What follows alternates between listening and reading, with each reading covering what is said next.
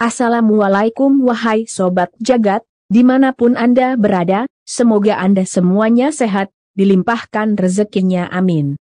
Kenalilah Jin Korin, pendampingmu yang tak tampak. Allah SWT menciptakan manusia sekaligus bersama pendampingnya. Namun dalam hal ini maksudnya bukan suami istri, melainkan pendamping, Jin Korin, yang senantiasa mendampinginya dari kalangan jin serta malaikat. Allah Ta'ala menjelaskan dalam Al-Quran bahwa manusia memiliki dua jenis korin yakni, syaitan, jin korin, yang memerintahkan kepada keburukan dan malaikat yang memerintahkan kepada kebaikan. Dan yang menyertai dia, malaikat, berkata, inilah catatan amalnya, yang tersedia pada sisiku QS.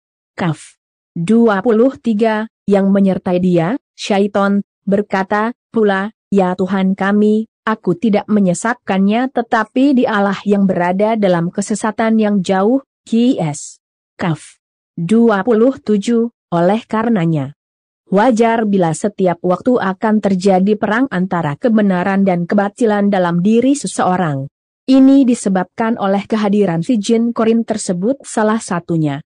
Di dalam kitab sahih disebutkan bahwa Rasulullah Shallallahu Alaihi Wasallam bersabda, tiada seorang pun dari kamu melainkan disertai pendamping, karin teman setan, yang mendampinginya.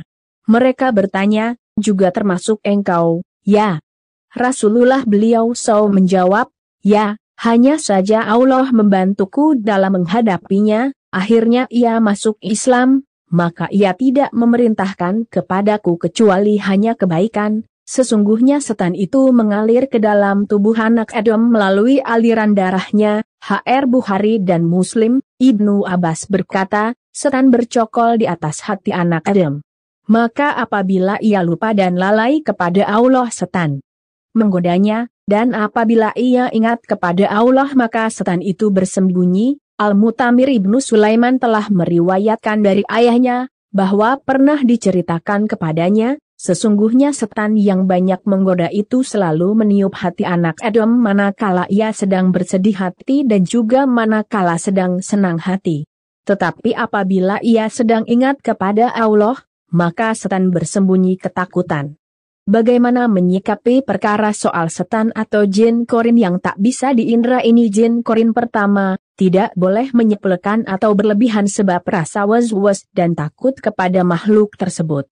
Syekh Muhammad bin Salih Al-Utsaimin rahimahullah mengingatkan, aku tegaskan kepadamu, jika engkau takut kepada jin, maka para jin akan berbuat jahat kepadamu.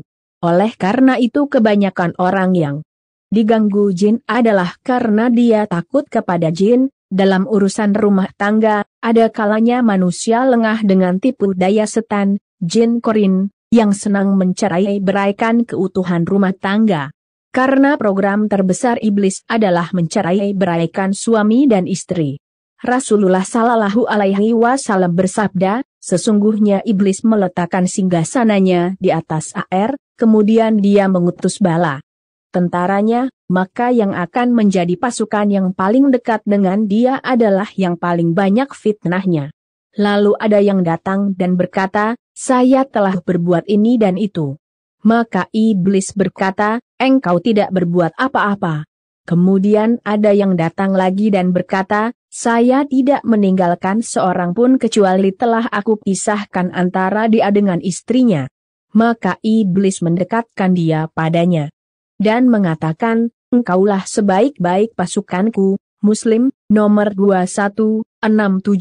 Kedua, sebagai makhluk yang lemah dan terbatas kita butuh kepada zat yang maha kuat dan tidak terbatas. Sehingga dengan selalu mengingat Allah dan menyertakannya, zikrullah, di setiap keadaan, baik dalam hati, lisan, perbuatan serta amalan badan.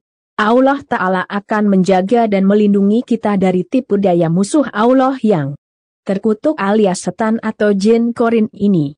Insya Allah. Nauzubillah min asyaitoni ar-rajim.